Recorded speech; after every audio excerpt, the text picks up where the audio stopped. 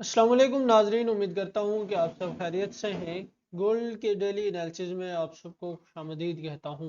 नाजरीन, आज हम देखेंगे हमें गोल्ड में आज के लिए क्या सेटअप नज़र आ रहा है, किस तरह से हमने अपनी ट्रेड को मैनेज करना है और प्रॉफिट करना है।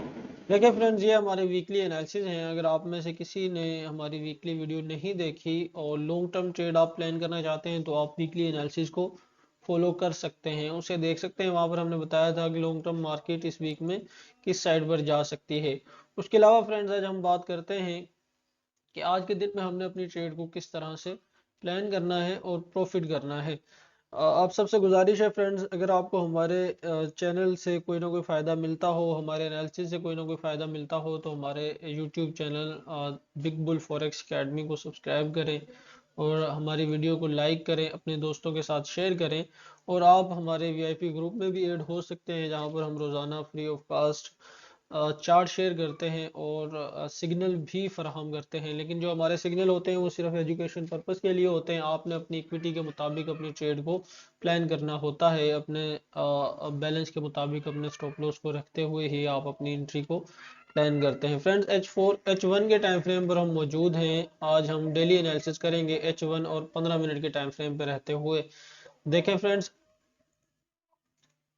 हमारे सामने पता है H1 में अगर हम देखेंगे तो ये हमारे पास एक सपोर्ट एरिया निकल कर आता है। ये वाला हमारे सामने एक सपोर्ट एरिया निकल कर आएगा और ये वाला हमारे सामने एक रेजिस्टेंस एरिया निकल कर आएगा। इसे हम अगर मार्क करते हैं तो कुछ इस तरह से इसको हम प्रीवियस डेटे को देखते हुए, पिछले डेटे को देखते हुए हम इसे मार्क करेंगे। ठीक है फ्रेंड्स, आप देख सकते हैं कि कितनी अच्छी तरह से मार्केट ने इस एरिया को फॉलो किया हुआ है। अच्छा, ये हमारे सामने समझ लें कि एक रेंज एरिया है H1 के टाइम फ्रेम में रहते हुए।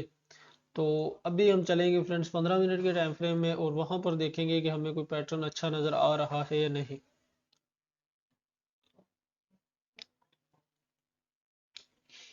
फ्रेंड्स, 15 मिनट के टाइम फ्रेम पर हम मौजूद हैं। 15 मिनट के टाइम फ्रेम के मुताबिक आज हम अपनी ट्रेड को पहले मैनेज करेंगे। पहले हमने H1 पर देखा था, अब हम 15 मिनट के टाइम फ्रेम पर देखेंगे। देखें फ्रेंड्स, यहाँ पर हमें क्या नज़र आ रहा है। ये हमारे सामने एक ट्रेंड लाइन का एरिया है, ये वाला। ये फर्स्ट स्विंग हाई और सेकंड स्विंग हाई के ऊपर हमने अपनी ट्रेंड लाइन को सेट किया है। हम थोड़ा सा इसे इस तरह से भी रख सकते हैं, पीछे से भी इसे टच कर सकते हैं।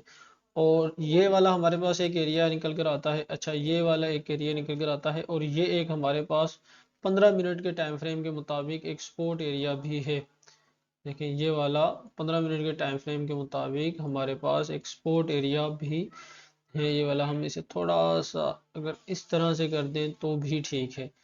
इस स्पोर्ट को हम H1 वाली को थोड़ा सा पीछे करते हैं और इसे हम यहाँ से थोड़ी सी इसकी सेटिंग करते हैं। मैंने कुछ दोस्तों ने मुझे कमेंट में बताया था कि आप जो सपोर्ट एरिया और रेजिस्टेंस एरिया लगाते हैं उसकी प्राइस को भी हाईलाइट किया करें। आज हम इसकी प्राइस को भी हाईलाइट करेंगे।